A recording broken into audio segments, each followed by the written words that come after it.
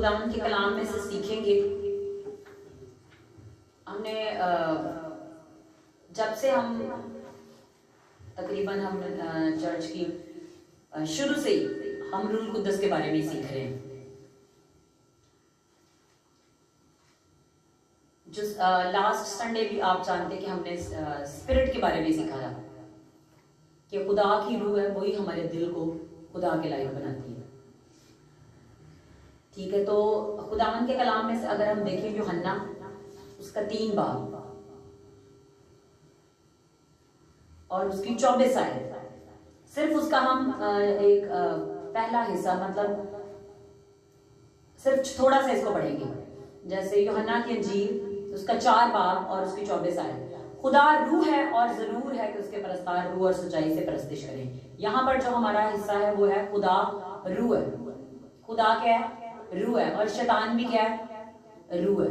अब खुदा का रूह एक है, खुदा की रूह ज्यादा नहीं है। खुदा रूह है और खुदा रूह ही मुजस्सम होकर यीशु मसीह के अंदर आया, और खुदा रूह सिर्फ एक है और कोई इसके अलावा खुदा रूह नहीं है। खुदा रूह सिर्फ एक है। शैतान की बहुत सारी फोर्सेस हैं, उसकी बहुत सारी रूहें हैं, लेकिन उन सब पर एक ही रूह को कंट्रोल है और वो है वो खुदा रूह। खुदा जो है वो रूह है और उस रूह को हर एक चीज पर कंट्रोल है। हम इसको देखेंगे। अगर हम खुदा के बारे में देखें तो खुदा हम में से हर किसी के दिल में आ सकता है, क्यों? खुदा रूह है। और खुदा उनके कलाम में से यीशु मसीह ने हमसे वादा किया था कि मैं जाता हूँ और दूसरा मददगार तुम्हें भेजता हूँ, वो तुम्हारे साथ होगा बल्कि तुम्हारे अंदर रहेगा। तो खुदा रूह क्या है जी? वो हमारे अंदर रहता है। खुदा रूह है और वो हमारे अंदर रहता है, हमारे साथ साथ चलता है। आज हमने जो चीज सीखनी है वो है स्पिरिट ट्रांसफॉर्मेशन। स्पिरिट ट्रांसफॉर्मेशन, ठीक है। अब हमारे अंदर खुदा की रूह आती है। तौबा करने से पहले हमारी जिंदगी में कितनी तरह की रूहें होती हैं? कोई बता सकता है? हमारी जिंदगी में बहुत तरह की रूहें होती हैं, ठीक है। इसको हम देखते हैं गलतियों 5 बार।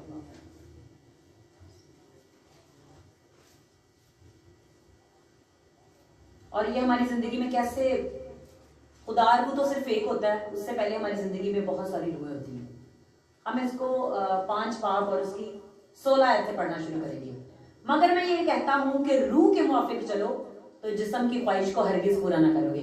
यहाँ पर क्या लिखा है? रूह के मुआफिक, ये नहीं लिखा कि रूहों के मुआफिक। क्या लिखा है? सिर्फ एक रूह। रूह के मुआफिक चलो तो जिस्म की ख्वाहिश को हरगिज ना पूरा करोगे, क्योंकि जिस्म रूह के खिलाफ ख्वाहिश करता है और रूह जिस्म के खिलाफ, और ये एक दूसरे के मुखालिफ है, ताकि जो तुम चाहते वो ना करो। अगर तुम रूह की हिदायत से चलते हो तो शरीयत के मातहत नहीं।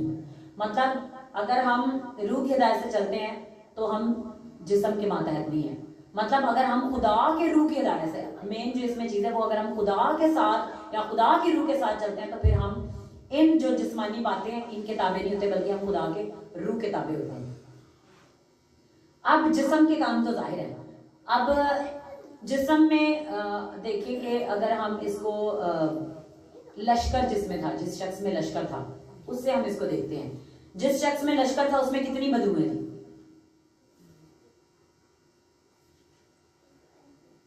जिस शख्स में लश्कर था उसमें बहुत सारी बदरूहें थी, हजारों की तादाद में। और वो क्या करता था? वो जंगलों कब्रों के अंदर रहता था और पत्थरों से अपने आप को नुकसान पहुंचाता था, और उसे बेड़ियों से भी जकड़ते थे, लेकिन वो फिर बेड़ियों से भी छूट जाता था। और बेड़ियों से भी छूटकर वो किसी के काबू में नहीं आता था, क्योंकि उसके अंदर बहुत सारी बदरूहें थी। खुदा का रूह क्या है जी? पाक रूह है, और उसके अंदर बहुत सारी बदरूहें थी जिन्होंने उसे कंट्रोल किया हुआ था। अब एक बंदे के अंदर बहुत सारी बदरूहें हो सकती हैं, ठीक है। इसको हम, अगर हम इसको देखें मत्ती की इंजील उसका 15 बाब और उसकी 19 आयत, क्योंकि बुरे ख्याल, खून रेजियां, जनाकारियां, हरामकारियां, चोरियां, झूठी गवाहियां, बदियां दिल ही से निकलती हैं। मतलब दिल, खुदा रूह हमारे दिल को कंट्रोल कर लेता है, दिल पर कब्जा कर लेता है। लेकिन अगर खुदा रूह नहीं है तो वहां पर ये सारे काम होंगे, और ये सारे काम किसके सबब से होते हैं? बदरूहों के सबब से। अब जिस बंदे के अंदर लश्कर था उसके अंदर बहुत सारी बदरूहें थी। और अगर हम देखते हैं कि एक गूंगे में से जब यीशु ने बदरूह निकाली तो वो गूंगा बोलने लगा। तो बदरूहें जिस्म में रह के क्या काम करती हैं? खुदा के रूह के खिलाफ काम करती हैं। अब जिसके अंदर खुदा का रूह नहीं है उसके अंदर जिस्म की ख्वाहिशें होंगी।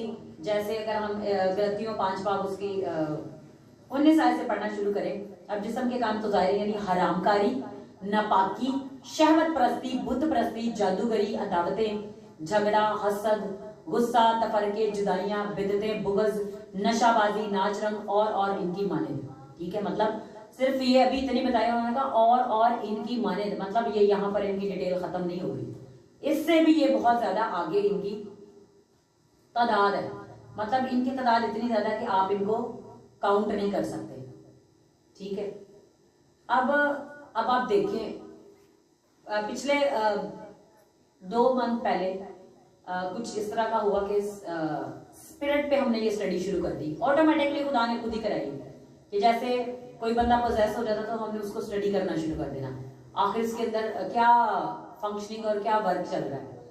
उसको जब हमने वर्क करना उस पर स्टडी करना शुरू किया तो मुझे खुदा के रूह ने गाइड करना शुरू किया कि जितने भी बुरे काम है वो बदरूहों के सबब से। अगर कोई बंदा चोरी कर रहा है तो वो बदरूह गिरफ्त है, अगर कोई बंदा झूठ बोलता है तो वो उस चोरी की बदरूह के अंडर है, मतलब उसके अंदर वो बदरूह है। अगर कोई गालियां निकाल रहा है, अगर ये जितने भी हमने काम पढ़े हैं, जादूगरी, बुत परस्ती, झगड़ा, हसद, गुस्सा, नफरत, तफरके, जुदाइयां, ये सारी क्या चीजें हैं जी? बदरूहें हैं। और जब खुदा का रूह हमारे अंदर आता है तो फिर क्या करता है? वो एक एक करके इनको हमारे अंदर से निकालता है।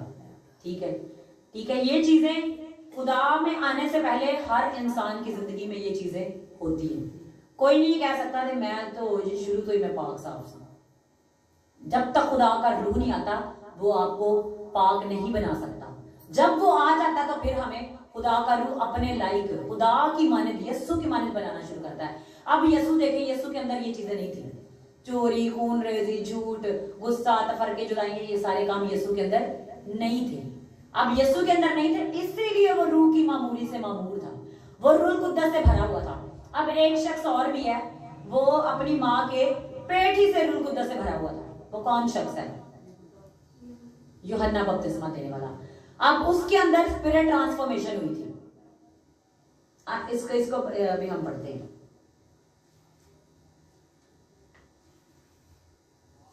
उसके अंदर क्या हुआ था? स्पिरिट की ट्रांसफॉर्मेशन हुई थी।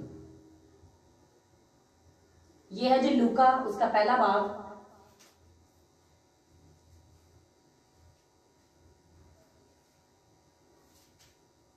और उसकी हम 13 आयत से पढ़ना शुरू करेंगे। मगर फरिश्ता ने उससे कहा, ऐ जिक्रिया, खौफ ना कर, क्योंकि तेरी दुआ सुन ली गई और तेरे लिए तेरी बीवी एलिशबा के बेटा होगा, तो उसका नाम यूहन्ना रखना, और तुझे खुशी और कुर्मी होगी और बहुत से लोग उसकी पैदाइश के सबब से खुश होंगे, क्योंकि वो खुदावंद के हजूर में बुजुर्ग होगा और हरगिज ना मैं ना कोई और शराब पिएगा और अपनी माँ के बदन ही से रूह कुद्दस से भर जाएगा। अब यहाँ पर देखिए क्या लिखा कि हरगिज ना मैं ना शराब पिएगा।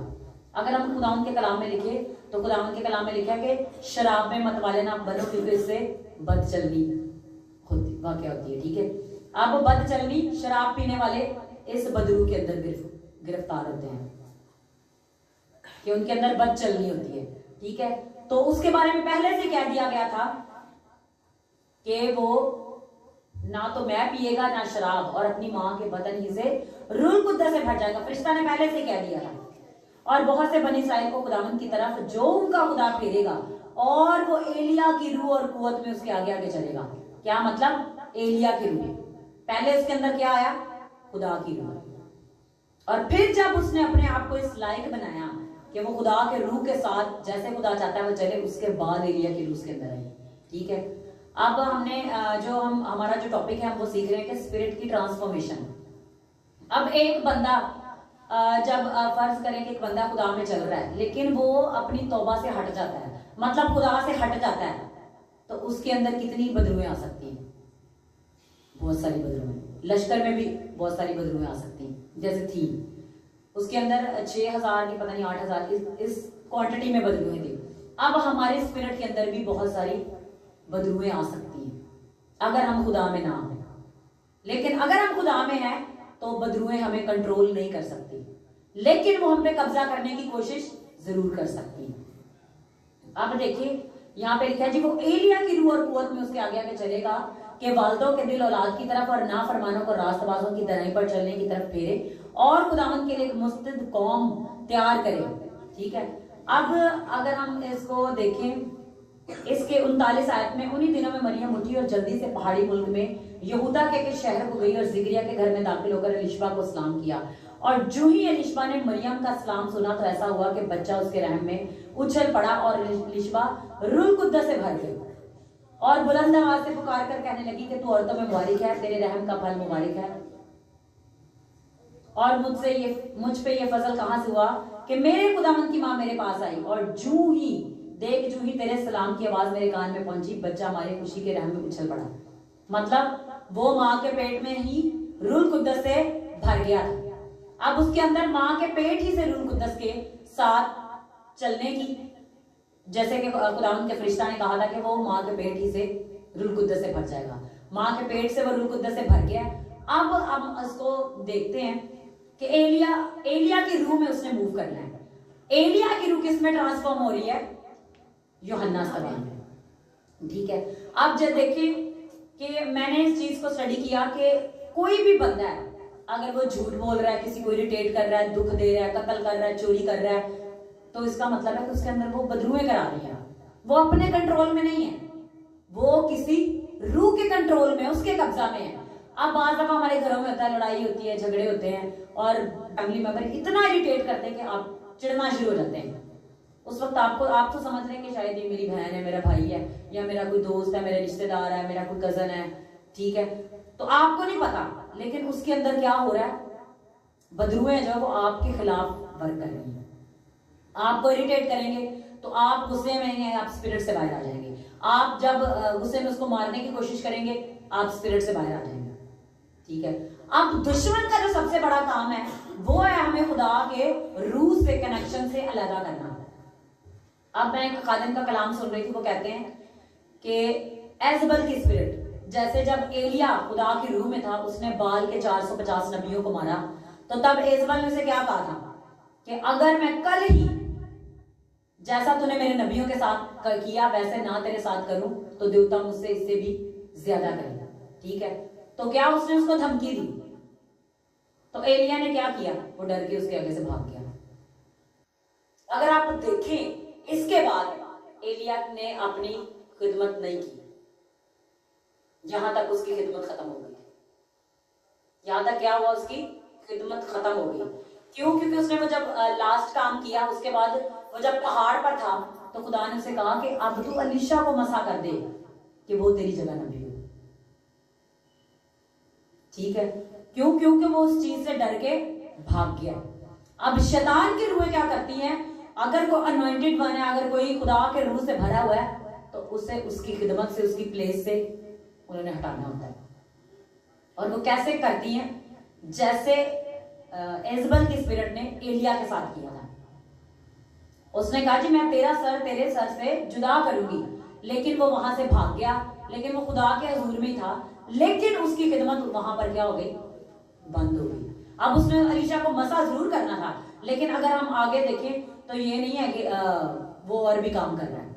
जहां तक मेरा नॉलेज है, मैं आपको अपने नॉलेज से बता रही हूँ कि उसके आगे उसने खिदमत नहीं की, क्योंकि उसके बाद अलीशा ने उसी स्पिरिट में मूव करना था। वो जो स्पिरिट उसके ऊपर ठहरी हुई थी, वो स्पिरिट अब किस पर ठहरनी थी, अलीशा पर। वो थी उसके अंदर ही, लेकिन उसकी स्पिरिट की जो कॉलिंग थी वो अब शिफ्ट होकर किस पर चली गई है, अलीशा पर। तो क्या हुआ, वो जो स्पिरिट एलिया की थी वो स्पिरिट ट्रांसफॉर्म हुई है। और जब हम इसको देखते हैं, इसको हम देख लेते हैं, दूसरा सलातीन।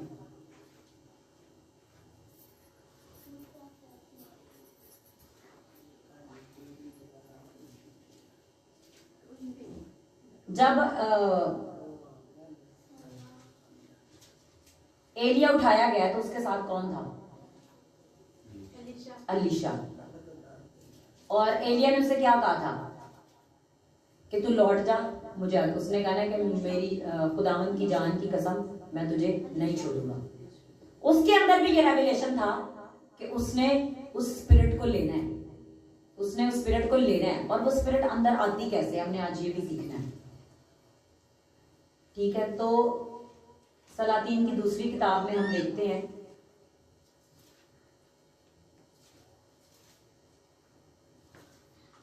वो जब यरदन के पार गया है और वहां पर आदशी रथ एलिया को उठाने के लिए आए हैं। जब वो एलिया को उठाने के लिए आए तो एलीशा उसके साथ साथ था। उसने कहा कि मांग, तू क्या मांगना चाहता है? तो उसने क्या मांगा था? उसने कहा कि मुझ पर तेरी रूह का दूना हिस्सा है, मतलब जो रूह तुझ पर है उसका डबल पोर्शन मेरी लाइफ के ऊपर आ जाए। हमने जो इसका पोर्शन पढ़ना है वो इसका 2 बाब और उसकी 15 आता है। 15 नहीं, बल्कि हम इसको 14 से आयत से पढ़ेंगे, 14 से नहीं 13 से। और उसने एलिया की चादर को भी जो उस पर गिर पड़ी थी उठा लिया। पहले क्या किया उसने? उससे मांगा है। उसने क्या कहा था कि अगर तू मुझे आसमान पर जाता हुआ देखे तो तेरे साथ ऐसा ही होगा। ठीक है, और क्या हुआ कि जब एलिया आसमान पर उठाया गया, वो चादर किस पर गिरी है?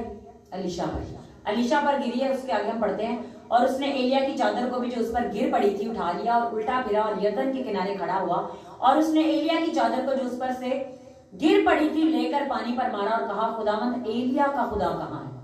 उसने ये नहीं कहा कि जो रूह मेरे अंदर है उससे मैं वर करूं। उसने क्या कहा? जो एलिया का खुदा है, यानी जो रूह एलिया के ऊपर थी वो खुदा की तरफ से थी। इसलिए उसने कहा कि खुदावंद एलिया का खुदा कहाँ है? जब उसने भी पानी पर मारा तो वो इधर उधर 2 हिस्से हो गया। मतलब वो रूह जो उसके ऊपर इंपार्ट हुई थी उसके सबब से वो मौजा हुआ कि वो यरदन का पानी 2 हिस्से हो गया और एलीशा पार हो गया। जब उन अंबियाजादों ने यरीहो में उसके मुकाबिल थे देखा तो उसको कहने लगे, एलिया की रूह एलीशा पर ठहरी हुई है। और वो उसके इस्तकबाल को आए और उसके आगे जमीन तक झुककर उसे सिजदा किया। क्या हुआ? अब दूसरे भी देख रहे हैं कि क्या हुआ जी, एलिया की रूह उस पर ठहरी हुई है। एक खुदा की रूह है, अब एलिया की रूह है। अब यीशु पर कितनी तरह की रूहें थी? यीशु पर एक ही रूह थी, वो किसी और की रूह में, वो डायरेक्ट खुदा बाप की रूह में ऑपरेट करता था। अब क्या है? एलिया की रूह जो है वो एलिया ही से काम करती है। और जब हम यूहन्ना के बारे में पढ़ते तो वहां लिखा कि वो एलिया की रूह में मूव करेगा। मतलब एलिया की रूह किस में ट्रांसफॉर्म हुई है? यूहन्ना में। उससे पहले किस में हुई थी? एलिया के बाद एलीशा में। और वो वही काम करते थे। अब ये जो स्पिरिट थी ये कोई आम स्पिरिट नहीं थी। अगर ये आम स्पिरिट होती तो कभी भी यूहन्ना पर वो ना आती, क्योंकि यूहन्ना ने यीशु मसीह के आगे राह तैयार करनी थी, उसके रास्तों को तैयार करना था। और यानी मतलब एक स्पेशल स्पिरिट है, ऐसे स्पिरिट है जिसके आगे बाल के नबी भी ठहर नहीं सकते, जिसके आगे कोई जादूगरी भी नहीं ठहर सकती, जिसके आगे कोई बुत परस्ती भी नहीं ठहर सकी, जिसके आगे वो बड़ी बड़ी लानतें भी ठहर नहीं सकती। लेकिन ये स्पिरिट ऐसे नहीं आती, इसके लिए बड़ी मेहनत करनी पड़ती है। ठीक है, अगर हम देखें तो एलिया क्या करता था? वो जंगलों में रहता था, ऊंट के बालों की पोशाक पहने था, अपने घर में रहता था। वो जंगलों में, बयाबानों में, वीरानों में जाके सिर्फ खुदा के साथ रहता था, इबादत करता था, दुआ और रोजे में रहता था और खुदा के रूह के साथ साथ चलता था। इसलिए उस पर जो रूह आकर ठहरी उसको नाम दिया गया एलिया की रूह। किसी भी नबी को आप नहीं देखेंगे जिसने आसमान से आग मंगाई हो, किसी भी नबी को आप नहीं देखेंगे जिसके बारे में कहा गया हो कि इसकी रूह दूसरे के ऊपर आएगी। सिर्फ एक वाहिद एलिया ही की रूह के बारे में कहा गया है कि वो पहले एलीशा पर आई है, उसके बाद यूहन्ना अस्तबागी पर आई है। तो ये क्या हुआ? स्पिरिट की ट्रांसफॉर्मेशन हुई है। तो उसके बाद उन्होंने कहा कि हम क्या करेंगे, इसको आगे पढ़ते हैं। उन्होंने उससे कहा, अब देख तेरे खादमों के साथ 50 जोरावर जवान है, जरा उनको जाने दे कि वो तेरे आका को ढूंढने गई। ऐसा ना हो कि खुदा की रूह ने उसे उठाकर किसी पहाड़ पर या किसी वादी में डाल दिया। उसने कहा मत भेजो। जब उसने उससे बहुत जिद की, यहां तक कि वो शर्मा भी गया, तो उसने कहा भेज दो। उसने ये क्यों कहा था मत भेजो? क्योंकि उसको पता था कि एलिया की रूह तो उसके ऊपर ठहर गई है, तो उसको आप कहां से ढूंढोगे? अब एक बंदे के ऊपर एलिया की रूह आकर ठहर चुकी है, उसको पता कि मेरे ऊपर खुदा की रूह आकर ठहर चुकी है, उसने मांगी थी। और उससे पहले खुदा ने भी खुद एलिया से कहा था, जा अपनी जगह एलीशा को मसा करके वो तेरी जगह नबी हो।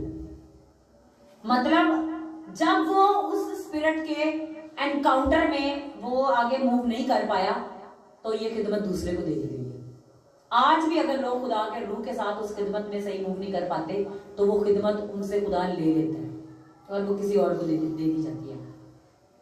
हम देखते हैं कि अब यूहन्ना ने, जब वो देखता है यीशु मसीह उसके पास बपतिस्मा लेने आ रहा होता है, तो वो जब यीशु पानी में चलकर इसके पास आ रहा होता है तो वो स्पिरिचुअल रैलम में देख लेता है, अपनी आंखों से, खुली आंखों से देख रहा होता है कि खुदा का रूह उसके ऊपर आकर ठहर रहा है। उसको पहले ऐसे नहीं पता था, उसने विजन में देखा कि खुदा का रूह इसके ऊपर आकर ठहरा है कबूतर की माने, और खुदा ने उससे पहले ही बोल के कहा था कि जिस पर तू खुदा के रूह को कबूतर की माने आते हुए देखेगा वही यीशु होगा। और जब वो उसके पास बपतिस्मा लेने आया यीशु, तो उसने कहा कि मैं तो खुद तेरे से बपतिस्मा लेने का मोहताज हूं। तो यीशु ने कहा कि अब तू इसे होने ही दे। अब ये बंदा, इसको पहले से पता है, इसने विजन में देख लिया है, खुदा ने इसको बोलकर बताया था कि जिस पर रूह को तो कबूतर की माने आते देखेगा वही यीशु होगा। ये आया भी यीशु के बारे में बताने के लिए था, ताकि ये बताए। और आप जानते हैं कि इसने यूहन्ना ने यीशु के बारे में बताया था और लोगों ने जाना था। उसके बाद जब यूहन्ना का सर कटवा दिया गया था, तब यूहन्ना ने यह कहकर मुनादी करना शुरू की थी कि तौबा करो क्योंकि आसमान की बादशाही नजदीक आ गई है। उससे पहले कौन भी मुनादी कर रहा था? यूहन्ना। ठीक है, अब हम देखते हैं कि एलिया को कहा गया था कि तेरा सर तेरे तन से जुदा कर दिया जाएगा, और ये किसने कहा था? एजबल ने। अब एलिया के साथ तो नहीं हुआ, लेकिन ये यूहन्ना के साथ हुआ। अब यूहन्ना को जब पकड़वा दिया गया तो वो कैद खाना में अपने शागिर्दों को भेजता, जाओ यीशु के पास जाओ, उससे जाके पूछो कि आने वाला तू ही है या हम किसी दूसरे की राह देखें। एक बंदे ने अपनी खुली आंखों से देखा है कि वो यीशु है, उसके ऊपर खुदा का रूह आके ठहर गया, खुदा ने उससे बताया भी हुआ। एलिया क्या हुआ था? वहां से भागा था, लेकिन यूहन्ना से वो रूह जुदा हो गई थी।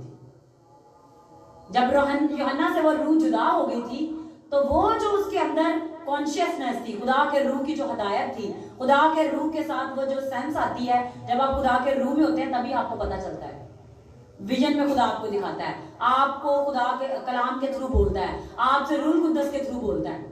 लेकिन जब आपके ऊपर से रूह जुदा हो जाती है तो आपको कुछ भी पता नहीं चलता।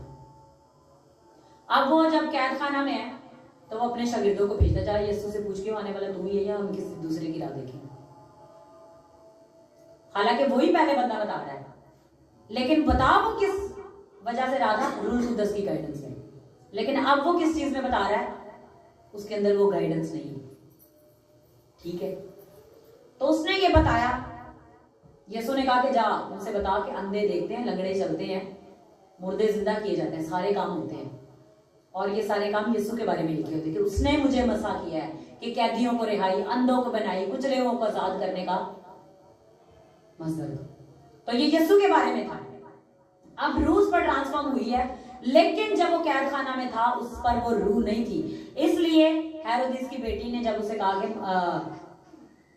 मुझे वो उसका सर मंगवा दे, तो उसका सर कटा। मतलब अगर एलिया की स्पिरिट आएगी तो जो एलिया के लिए बोला गया है वही स्पिरिट जिस पर आएगी उसके साथ होगा। हमने ये टीचिंग पहले भी सीखी हुई थी, लेकिन खुदावंद ने आज मुझे इसको और तरह से इसको एक्सप्लेन करने के लिए बोला कि वो रूस पर आकर ठहरी, लेकिन जब वो रूस से जुदा हो गई तो उसका सर कट गया। अब अगर हम देखें तो एलिया का तो सर नहीं कटा था, एलिया की रूह एलीशा पर ट्रांसफॉर्म हुई थी। आज भी अगर हम देखें तो मुकाशफा की किताब में देखेंगे, मुकाशफा की किताब में आ जाए,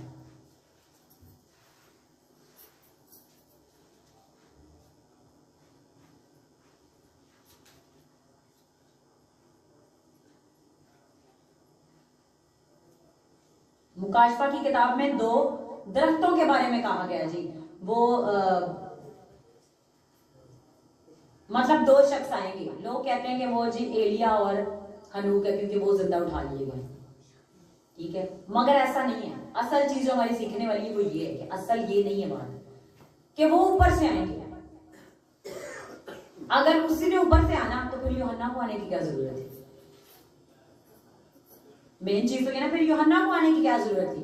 फिर तो एलिया को ही आना होगा, क्योंकि जब यीशु से लोग पूछते थे, कलाम खुदा के कलाम में लिखा है कि अलबत्ता एलिया आएगा और वो सब कुछ बहाल करेगा। और खुदावन के कलाम में लिखा है वहां पर कि यीशु मसीह ने कहा हाँ एलिया आएगा। फिर यीशु मसीह कहता है, दो बातें यीशु मसीह वहां पर कह रहा है कि एलिया आएगा। ठीक है, इसको भी हम अभी थोड़ी देर तक देखते हैं।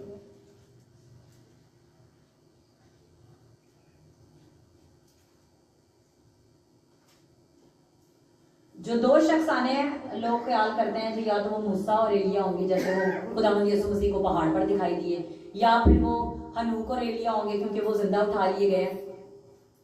लेकिन जो असल बात है, खुदावंद यीशु मसीह तो आसमान पर जिंदा उठाए गए, उनकी रूह उनके साथ गई है, लेकिन जो एलिया की रूह है वो भी नीचे है। एलिया की रूह अभी भी नीचे, क्योंकि वो एलीशा पर थी, और एलीशा के बाद किस पर आई? यूहन्ना पर। और यूहन्ना को तो सर कट गया, वो तो कोई जिंदा भी नहीं उठाया गया। तो यीशु मसीह ने वो बात कही कि हाँ एलिया आएगा, लेकिन मैं तुमसे कहता हूं कि एलिया तो आ चुका। यीशु ने दो बातें वहां पर कही हैं। यीशु ने ये नहीं कहा कि नहीं ये वो नहीं आएगा, यही एलिया है। यीशु मसीह ने कहा एलिया आएगा। मुकाशवा में भी लिखा है कि एलिया आएगा। ठीक है, वो आएगा और सब कुछ बहाल करेगा और सब लोग उसको देखेंगे। ठीक है, ये है जी मुकाशवा की किताब, उसका 11वां बाब, उसकी 3 आयत में है। और मैं अपने 2 गवाहों को इख्तियार दूंगा, वो टाट ओढ़े हुए 1260 दिन तक नबूवत करेंगे। ये वही जैतून के 2 दरख्त और 2 चिरागदान है जो खुदावंद के, जो जमीन के खुदावंद के सामने खड़े हैं। और अगर कोई उन्हें जरा पहुंचाना चाहता है तो उनके मुंह से आग निकलकर उनके दुश्मनों को खा जाती है, और अगर कोई उन्हें जरा पहुंचाना चाहेगा तो वो जरूर इसी तरह मारा जाएगा। ठीक है, और ये जो बात लिखी हुई है, ये 2 दरख्त जो है, ये असल 2 प्रॉफिट्स के बारे में है। अगर हम देखें तो एलिया की रूह ने आज भी ट्रांसफॉर्म होना है। एलिया की रूह आखिर जमाना में उसने आना है और लोग उसे देखेंगे। एलिया की रूह अब ये क्वेश्चन पैदा होता है कि वो किस पर आएगी। पहले तो वो आई है जी एलीशा पर, एलिया के बाद एलीशा, उसके बाद यूहन्ना के ऊपर वो रूह आई है।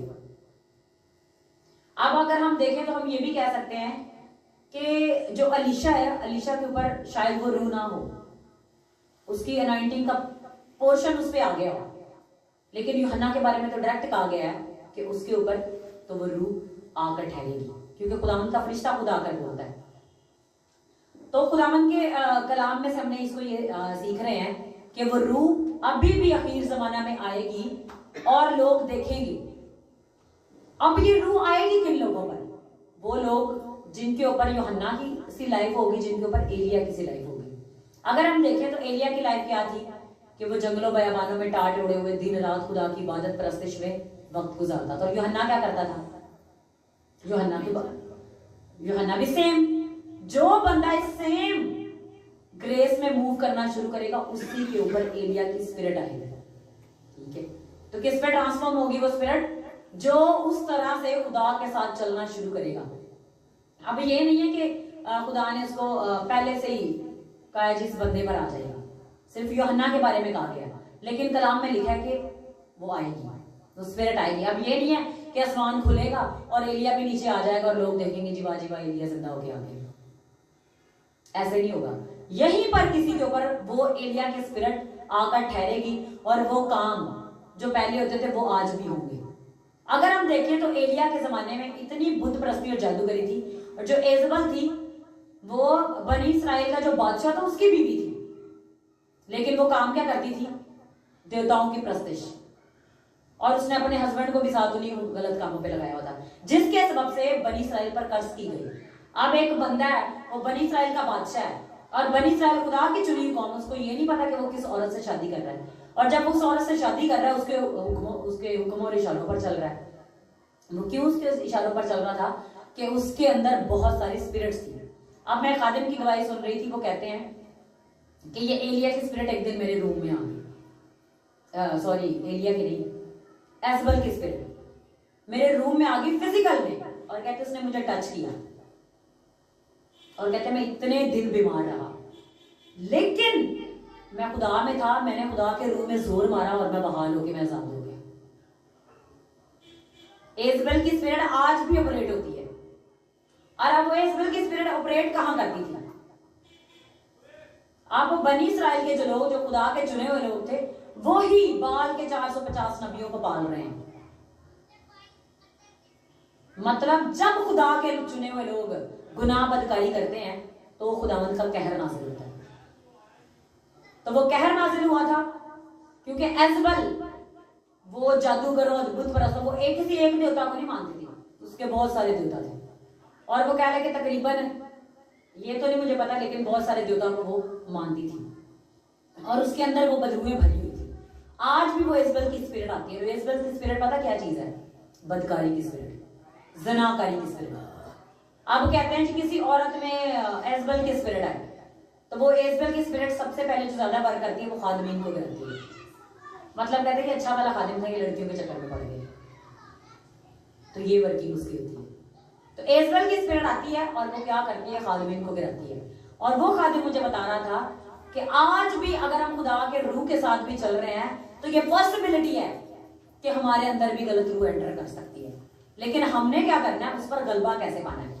अगर आज हम खुदा के रूह के साथ चल रहे हैं, खुदा के रूह की हिदायत से नहीं चल रहे, दुआ और रोजे में नहीं चल रहे, अगर आप दिन और रात खुदा के हजूरी में ठहर कर उसके नाम को जलाल नहीं दे रहे, उसकी इबादत नहीं कर रहे, उसके हजूरी में ठहरे नहीं हुए, तो आप तो ये समझे कि जो रूह मेरे अंदर ऑपरेट कर रही है वो खुदा का रूह है। अक्सर लोग ये समझते नहीं मैं तो सही चल रहा हूँ, हालांकि वो गलत डायरेक्शन में मूव कर रहे थे। तो ये पॉसिबिलिटी है कि एक खुदा के बंदे में भी दूसरी स्पिरिट ऑपरेट कर सकती है और वही पर्सन, उसकी कलीसिया में गलत काम होना शुरू हो जाएंगे, उसके कलीसिया के अंदर जो लोग हैं उनके अंदर गलत काम होना शुरू हो जाएंगे, क्योंकि उनके अंदर वो स्पिरिट वर्क कर रही होगी। पहले वो उस चर्च के हेड के अंदर आएगी, उसके बाद वो स्पिरिट पूरी कलीसिया के अंदर वर्क करेगी। ठीक है, पहले तो ये स्पिरिट आएगी। हमने पहले क्या सीख रहे? एलिया की स्पिरिट और अब एजबल की स्पिरिट। एजबल की स्पिरिट भी आज वर्क कर रही है और वो ज्यादातर चर्चेस में वर्क करती है। अब जो लोग खुदा के रूह की हिदायत से नहीं चल रहे, उनके साथ दुश्मन का कोई इतना कोई मुखालफत नहीं है, वो तो शैतान के साथ ही चल रहे हैं, उनके साथ उसकी कोई मुखालफत नहीं है। लेकिन जो लोग खुदा के रूह के साथ चल रहे हैं उन्हीं के साथ उसकी दुश्मनी है। अब मैं 2 संडे पहले जब हम फेमिलियर स्पिरिट के बारे में सीख रहे थे तो वहां पर था कि ये फेमिलियर स्पिरिट है वो खादमीन के अंदर घुसकर रूल कुद्दस की तरह फेक रूल कुद्दस बन जाती है। फेमिलियर स्पिरिट्स फेक रूल कुद्दस बन के उनसे वही काम कराती हैं, वो समझते हैं कि शायद ये रूल कुद्दस हमें गाइड कर रहा है। तो सबसे पहले हमारी जो अंदर स्पिरिट है उसको कितना स्ट्रांग होना चाहिए कि हम दूसरी स्पिरिट को डिसर्न कर पाए, हम दूसरी स्पिरिट के ऊपर ओवरकम कर पाए। तो हम पिछले 3-4 संडे से यही सीखते हैं कि दुआ और रोजा में जितनी हम ज्यादा मेहनत करेंगे हम उन स्पिरिट पर ओवरकम कर पाएंगे। जब हम दुआ और रोजा में जाएंगे हमारी स्पिरिट स्ट्रांग होगी और हम उन स्पिरिट के ऊपर गलबा पा पाएंगे और उन पर गलबा पाकर हम खुदा के रूह की हिदायत से सही तौर पे मूव करेंगे। आज भी जब खुदा के कलाम में अखीर जमाना में एलिया की स्पिरिट ने ट्रांसफॉर्म करना है खुदा के लोगों पर, तो वो उन लोगों पर ट्रांसफॉर्म करेगी जो एलिया की तरह लाइफ गुजार रहे होंगे, जो यूहन्ना की तरह लाइफ गुजार रहे होंगे। अगर आज हमारी लाइफ ये है, खा लिया पी लिया, फंक्शन अटेंड कर लिए, फैशन, हर बुरे काम में खुदा के साथ भी चलना, साथ साथ दूसरे काम भी रखने हैं, तो फिर हम भूल जाए कि हम खुदा के रूह की हिदायत से सही मूव कर रहे हैं। अगर हम खुदा के रूह की हिदायत से चलेंगे, जैसे हमने खुदा के कलाम में पढ़ा है, तो हम जिस्म की ख्वाहिशों को कभी नहीं पूरा करेंगे, क्योंकि जिस्म रूह के खिलाफ ख्वाहिश करती है। अब बात लोग होते हैं, उनकी कोशिश होती है कि वो अपना इम्पैक्ट दूसरे पर छोड़े, तो हमारी क्या कोशिश होनी चाहिए कि हमारा इम्पैक्ट दूसरे पर जाए, हम किसी का इम्पैक्ट अपने ऊपर ना लें। अगर हमारे अंदर अच्छाई है तो ये अच्छाई हम दूसरे के अंदर डाल के छोड़ेंगे, ये नहीं कि हम उसके गलत काम अपने अंदर ले लें। तो वो गलत काम कैसे आते हैं? वो गलत काम नहीं होते, दरअसल वो स्पिरिट आ जाती है। खुदा के कलाम में क्या लिखा है कि बुरी सोबतें अच्छी आदतों को बिगाड़ देती हैं। ठीक है, गलत लोगों से कनेक्शन। अब अक्सर आप सुनते हैं कि खादमीन बताते हैं कि आप गलत जगह पर गए थे, आपका गलत लोगों के साथ कनेक्शन था, इस वजह से आपके अंदर ये स्पिरिट एंटर हुई है। हम स्पिरिट को मौका देते हैं कि वो हमारे अंदर एंटर हो। इसी तरह अगर हम खुदा के रूह की हिदायत से चलेंगे, दिन और रात जैसे खुदावन चाहता है हम उसके साथ चलेंगे, तो हम इस लायक होंगे कि हम में से भी कोई चुन लिया जाए कि वो एलिया की स्पिरिट में मूव करे। अब एंड टाइम में अब जैसे एलिया ने मुकाबला किया था उस वक्त एजबल की स्पिरिट के वो जो नबी थे उनके साथ, और उसने 450 नबियों को, जो एजबल के नबी थे, वो आम बंदे नहीं थे। इसको हम थोड़ा सा और सीखते हैं। अब ये देखते हैं कि अब जादूगर क्या करते हैं। आप में से कोई बता सकता है कि क्या करते हैं वो जादूगर? बैठ के क्या करते हैं? पढ़ाइयां करते हैं। वो बैठ के पढ़ाइयां करते हैं, वो बोलते हैं। उनके बोलने के जो वर्ड्स होते हैं वो स्पिरिट बन जाते हैं, और स्पिरिट वो जाके उनका काम करती है। उनके कंट्रोल में भी स्पिरिट्स होती हैं। अब इसी तरह जब हम खुदा के कलाम में से बोलते हैं, डिक्लेरेशंस को करते हैं, खुदा उनके कलाम में से कलाम को अपनी लाइफ के ऊपर बोलते हैं, तो हम भी स्पिरिट के इन वर्ड्स को अपनी लाइफ के ऊपर बोलते हैं, और ये स्पिरिट भी मूव करती है। अब जादूगर जब बोलते हैं तो वो स्पिरिट वर्क करती हैं, और जब हम खुदा के रूह के से भरे हुए लोग खुदा के कलाम को बोलेंगे तो ये स्पिरिट भी एक्टिव होगी, ये स्पिरिट भी वर्क करेगी।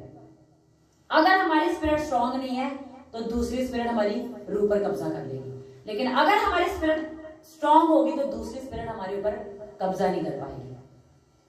तो मैं खुदा के खादिम से एक से सीख रही थी कि अब ये देखें कि गलत लोग हमारे ऊपर जब बोलते हैं तो क्या होता है, हमारी स्पिरिट जो स्ट्रांग होती है वो स्ट्रांग किस वजह से होती है? दुआ और रोजे के सबब से।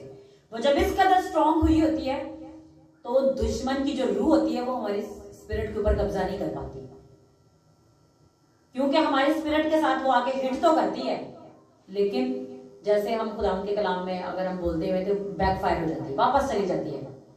अब मैं इसको छोटी सी आपको गवाही बताऊंगी। टीबी जोशुआ की मीटिंग में एक गवाही सुन रहे थे। जादूगर था, वो चेंज हुआ। उसने बताया कि वो कैसे काम करता था। उसने बताया जी मैं ताला लेता हूँ, ताले के अंदर मैं ब्लड से वो एक लेटर सा लिखता हूँ, और फिर वो मैं उसको ताले के अंदर रखता हूँ, उसके ऊपर पढ़ाइयाँ करता हूँ। फिर मैं जी वही जो पेपर है वो मैं कबूतर के मुंह में डाल के, तो मैं जिस बंदे के घर भेजना होता है मैं उसको कबूतर को भेज देता हूँ। तो वो ब्लड से लिखते हैं, वो किसी भी चीज का ब्लड, वो जिनकी वो कुर्बानी चढ़ाते हैं। तो वो कहते हैं जी वो ब्लड, वो उसके मुंह में वो कागज लेके वो कबूतर गया है, और वो कबूतर को मैंने 1 दफा भेजा है, 2 दफा भेजा है, 3 दफा भेजा है, और उसके घर की जो बाउंड्री थी वो उसे क्रॉस ही नहीं कर पा रहा था। तो जादूगर कह रहा मैं डर गया, ये कैसा बंदा है, ये किस स्पिरिट में है कि इसके घर की बाउंड्री को कबूतर ही नहीं पार कर पा रहा। तो कहता वो स्पिरिट आके बोलती है कि वहां पर फरिश्तों के पहरे लगे हुए हैं। तो वहां पर फरिश्तों के पहरे कैसे लगते हैं? जब खुदा के लोग अंदर बैठ के दुआएं करते हैं, दुआ और रोजे में अपने घर को प्रोटेक्ट करते हैं, अपने फैमिली मेंबर्स को प्रोटेक्ट करते हैं, दुआ और रोजे से भरे होते हैं, तो उनके घर के चुगिर्द भी फरिश्ते खड़े होते हैं, आज रथों की बाड़ें लगी होती हैं। ठीक है, अगर हम चाहते हैं कि हम स्ट्रॉन्ग स्पिरिट में मूव करें और दुश्मन के वार जो हम पर ना चल पाए, तो सबसे पहले हमारी स्पिरिट को स्ट्रॉन्ग होना है। हमारे घर की बाउंड्रीज के चुगिर्द फरिश्तों की बाढ़ लगनी चाहिए। और वो कैसे लगेगी? जब हम दुआ में होंगे, रोजे में होंगे, खुदा की हुजूरी में ठहरे होंगे। ठीक है, तो जो खुदा की रूह हमारे ऊपर इम्पार्ट हुई है, रूह कुद्दस तौबा करने के सबब से, तो पहले तो हमें उसके साथ वफादारी से चलना है। उसी में अगर हम मजबूत हो जाएंगे तो ही हम इस काबिल हो पाएंगे कि हम में से भी खुदा किसी को चुन ले कि वो एलिया की रूह के अंदर ट्रांसफॉर्म हो सके। ठीक है, तो आज हमारे लिए ये बहुत सीखने की बात है कि हमें किस तरह से अपनी रूह को चार्ज करना है। एंड टाइम में कहते हैं कि जिस तरह से बेदीनी ज्यादा हो जाएगी, उस तरह से खुदा के लोगों की रूह भी ज्यादा स्ट्रांग हो जाएगी। लेकिन अगर हम अपने आप को स्ट्रांग करने के लिए खुदा के रूह के साथ मूव नहीं करेंगे तो हम कमजोर हो जाएंगे। अब खुदा के कलाम में लिखा है कि जोर आवर क्या करता है? मुकाबला करके बादशाही को छीन लेता है। अब हम देखें, जो शैतान का रूह है, उसका जो काम है वो हमें खुदा की बादशाही में एंटर होने से रोकना है, और उसका कोई मकसद नहीं है। और खुदा के रूह का मकसद क्या है? कि हमें खुदा की बादशाही के लायक बनाना है। अब हम देखते हैं कि अगर हम कहें कि हम अक्सर तो लोग कहते हैं जी हमारे अंदर खुदा का रूह भी आ गया, हमने तौबा भी कर ली है, फिर भी लोग खुदा की बादशाही से बाहर रह जाते हैं। उन्होंने उस रूह के साथ कनेक्शन को मजबूत नहीं किया, उस रूह के अंदर स्ट्रॉन्ग नहीं हुए, उससे भरे नहीं है। उन्होंने अपने अंदर वो तेल नहीं भरा। जैसे कवारियों के बारे में लिखा है कि अक्लमंद कवारियां, उनकी मशलों के अंदर तेल भी था और वो जलती रही।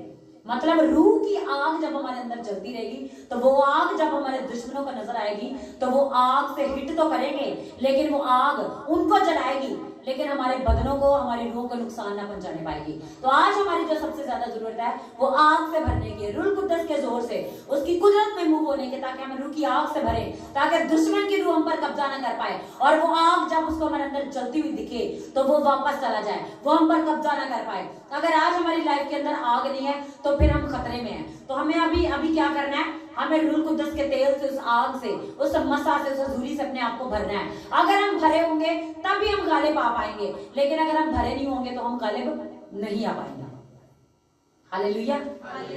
तो हम सब अपनी आंखों को बंद करें और आज खुदा के रूह से आग मांगना शुरू करें कि खुदावन तू मुझे अपनी आग से भर, अपने रूह के जोर से भर, अपने मसा से भर, अपनी हजूरी से भर बाप, ताकि मैं उस स्पिरिट में स्ट्रांग हो जाऊं, ताकि बाप खुदावन मेरे अंदर वो मशल जलती रहे,